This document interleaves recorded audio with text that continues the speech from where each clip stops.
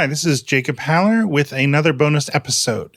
So back in episode 51, I talked to Steve Jobe about his opera, The Legend of the Fairy Melusine. And we had a long discussion which covered a lot of topics. And I ended up cutting a lot of stuff out because it wasn't directly relevant to the opera. But there was a discussion of hurdy-gurdies, which in particular I thought was interesting. And I thought some of you all might be interested in it. So I decided to put it out. And so here it is. Hope you enjoy it. My discussion with Steve Jobe about hurdy-gurdies.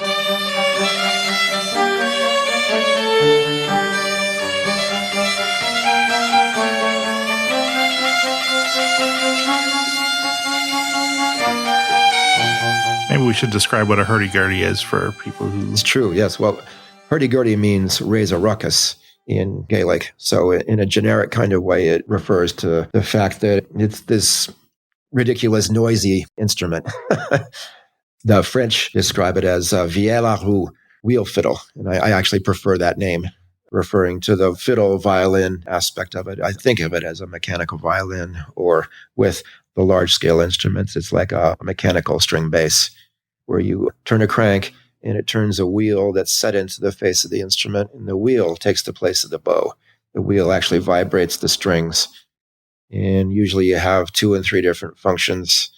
And that's the brilliant part about the Bosch hurdy-gurdy, is that we have 3 wheels and we can sound those different functions separately. There's a separate crank and a wheel for the bass drones, and one for the melody, and one for what's called a trompette, which has the rhythmic part. Most of the time when you hear a hurdy-gurdy play, there's this racky-tacky rhythm component that quite often it doubles the rhythm of the melody, or you can set up an ostinato rhythm where it's just a rhythmic pattern that the melody goes against.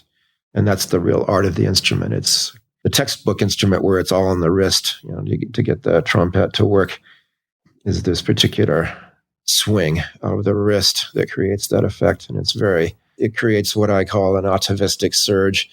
It's almost like a fertility instrument of some kind, and it gets people dancing. Mm-hmm. There are like buttons to control the tone of the melodic part. Yeah, they're keys you press, and inside of the box of keys, it contacts directly on the string and shortens the length of the string accordingly, and you get different pitches as a result. Right. And then, as you said, there's the drones. Like, to me, it sounds more like a bagpipe than anything else. Yeah, it's in fact a string bagpipe, really. It's that idea rendered in strings.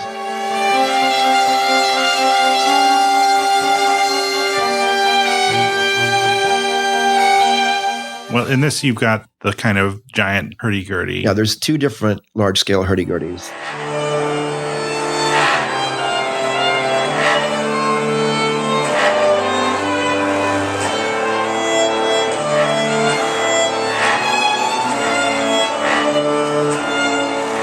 I designed both of these large hurdy-gurdies, but the first one was made by a student at RISD back in the early 90s for the purpose of my first opera, Joan of Arc, the tragic ending of Joan of Arc, the burning at the stake scene.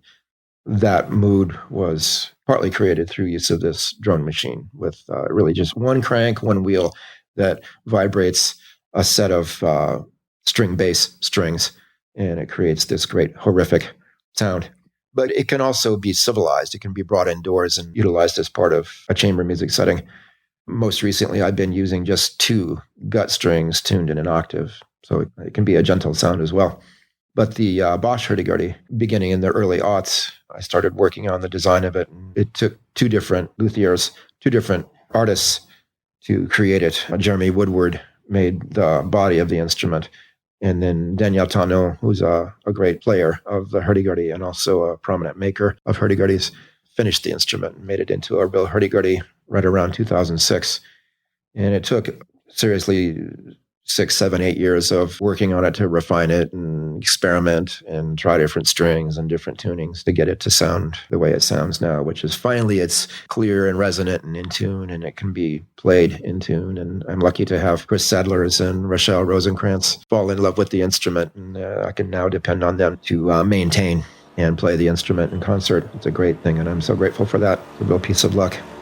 And it's visually beautiful as well. Yes, thank you. An amazing work. Yeah.